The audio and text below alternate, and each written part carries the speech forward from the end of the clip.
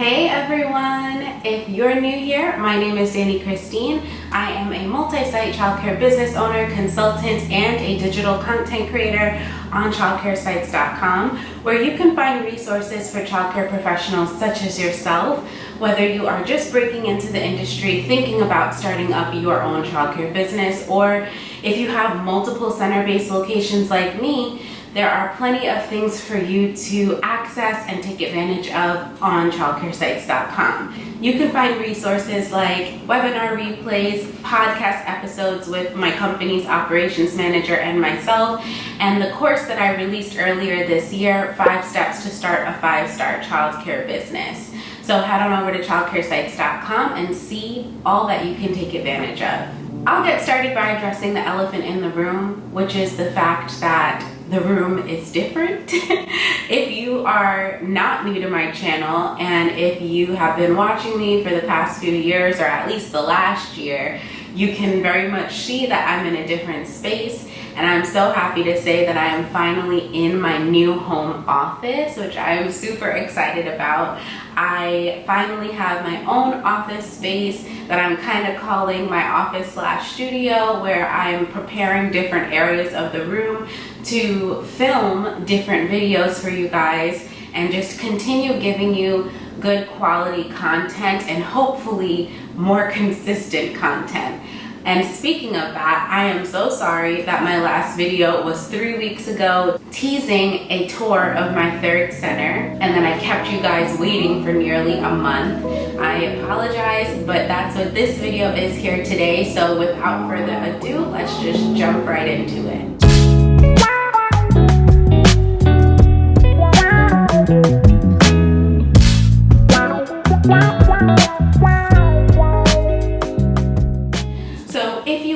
The last video, I encourage you to go back and watch it if you're interested in hearing how this 3rd center-based location came about.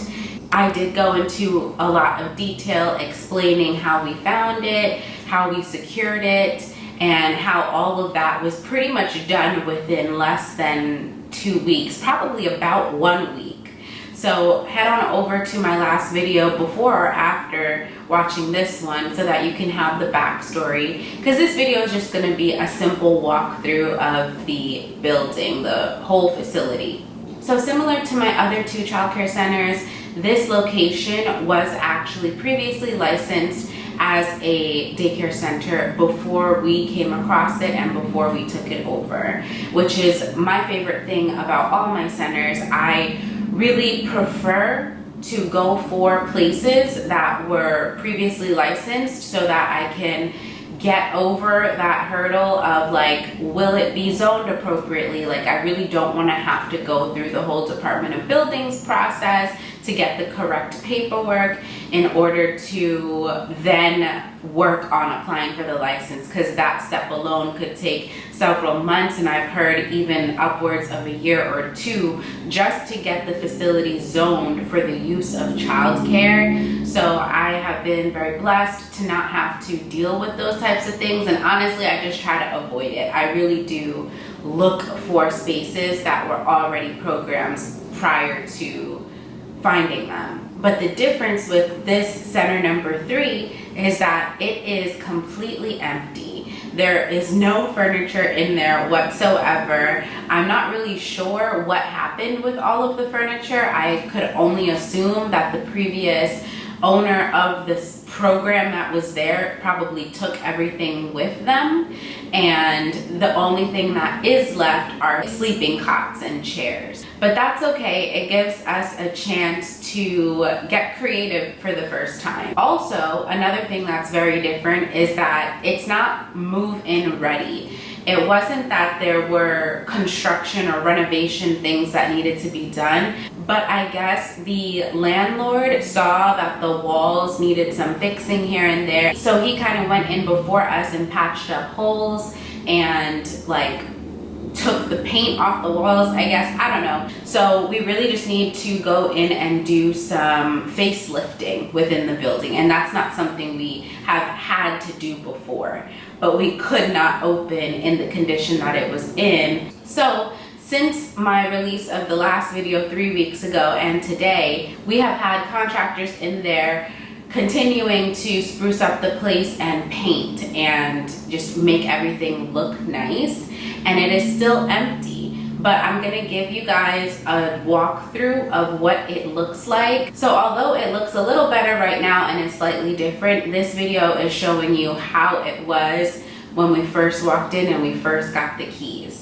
What I love about this center is that there is an actual foyer area. There's an entrance area where you can walk in and there's a waiting room. So when you first walk in, you do see that reception area, which is pretty large and spacious and has a nice waiting area and a cutout window for the receptionist to sit at, which is great for the position that we have called an administrative assistant. Our admin assistants are, I guess, comparable to an assistant director, but we have multiple locations and I never tie any admin assistant down to only doing tasks for their location. We call them administrative assistants so that if we need them to do something for any location, they rightfully should be able to do so, because all of our programs operate in somewhat of the same way, and especially because everything is pretty much digital, everybody has access to everything. So that area is great for an admin assistant to sit at and greet families and visitors as they come in. As you continue to walk through the building, you'll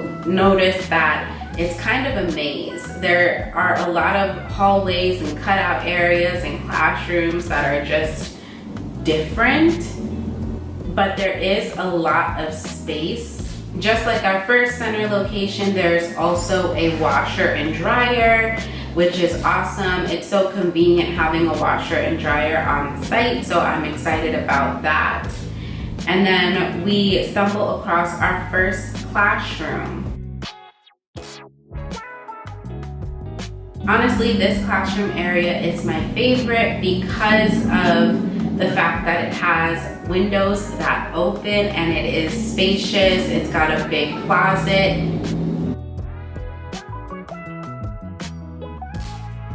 And it's got its own bathroom inside of the classroom. One thing I love about this center is that there is a lot of storage space. There's large closets in most of the classrooms, and outside the classrooms in the hallways, there's plenty of storage space, which is not similar to our other two locations. So I know that we're going to be storing a lot of things at center number 3 just because they have the space, which is awesome.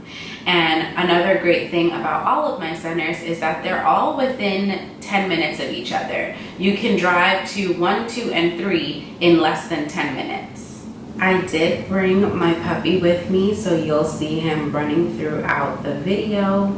As we head into the next classroom space, you'll notice that there is a bathroom right at the entrance. This next area has huge, very tall, high ceilings. I believe, if I'm not mistaken, I would assume that years ago, because of the building's location and the way that it looks on the outside, that this building was probably a church of some sort, but I do love the high ceilings in those 2 rooms. As we continue to make our way through the building, you'll notice that there is a little area that we are going to be using as a staff lounge / food prep area that just needs some TLC on the walls and floor, but we'll more than likely put a refrigerator in here so that we can store the food and staff lunches and stuff. All of our meals get catered and delivered fresh every day, so we don't need any sort of big kitchen area because it comes to us prepared, hot, and ready to eat. But we do like to have some sort of area to prepare the food for serving and basically plating it.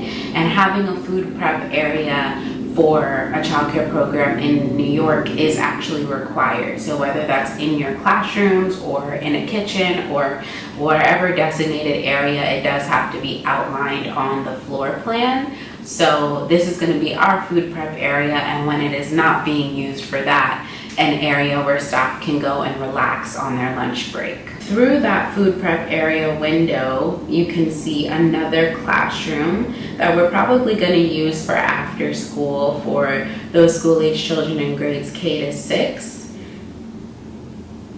And that room does lead right out to our backyard area. As soon as you step out, you do see this large dumpster that the landlord left there. I assume for the contractors that he hired when renovations were being done, possibly, but he left it there for us to use while we clean up and prepare the center, and he will remove it after we're done. Before I show you the rest of the outdoor area, we're just gonna head back inside to see the rest of the building because there's more. If we walk back towards the entrance area where there's that little waiting room near the reception's office, instead of going straight, if you make a left out of that door, you'll get to the director's office, which is a big room that is furnished. For some reason, all the furniture was left there. I kind of believe that it's because that furniture is really big and bulky and hard to move, so they probably were just like, whatever, and left it. So the director's office is all set up. After leaving the director's office, you'll pass a couple of bathrooms, which oddly enough, one has a shower.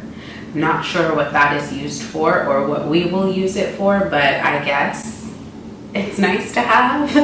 If you continue on, you'll see another bathroom. Something important to note is that in most states, there is a regulation surrounding the required amount of toilets and sinks. In New York specifically, and in a few other states where my clients are located, there is a minimum of 1 toilet and 1 hand washing sink for every 15 children that are toddlers, preschoolers, and school age. Of course, infants don't count in that number in most states, but if you have toddlers through school age, you're going to need 1 toilet and 1 hand washing sink specifically for the children for every certain number of kids. So you want to look into your local regulations in order to figure out how many toilets and sinks you'll need. There is also a requirement around the minimum number of square feet you need to have of usable classroom space per child. But regardless of how big or how many square feet you have in the building, if you do not have the number of toilets and sinks to match what the square footage capacity would tell you, then you're gonna be licensed for the lesser of the two. And vice versa, regardless of how many toilets and sinks you have, if you have a smaller building that can only hold X amount of children, you're only going to get X amount of children. If you need help figuring that out, you can become one of my clients and book me for a private video consultation on childcaresites.com. Hello? Hey, really quick, I think we need to get an industrial sink in that kitchen too. Okay. That was actually my dad that just called telling me that we are going to put an industrial sink in the food prep area that was shown before.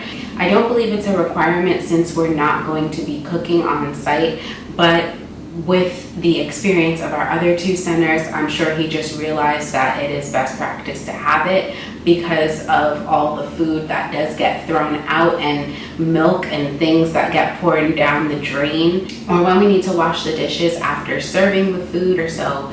It would be best to have that.